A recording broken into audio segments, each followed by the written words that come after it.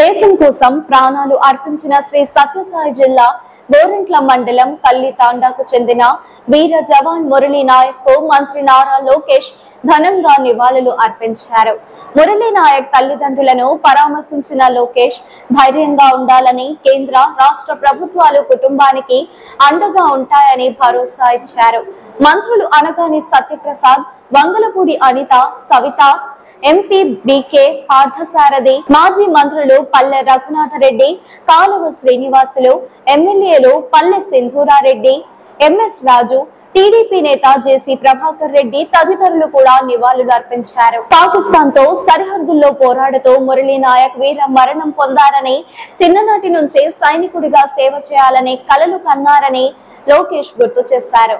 మురళీ నాయక్ కుటుంబానికి రాష్ట్ర ప్రభుత్వం 50 లక్షల పరిహారం, 5 ఎకరాల పొలం, 300 గజాల ఇంటి స్థలం, వీర జవాన్ తండ్రికి ప్రభుత్వ ఉద్యోగం ఇవ్వనున్నట్లు ప్రకటించారు.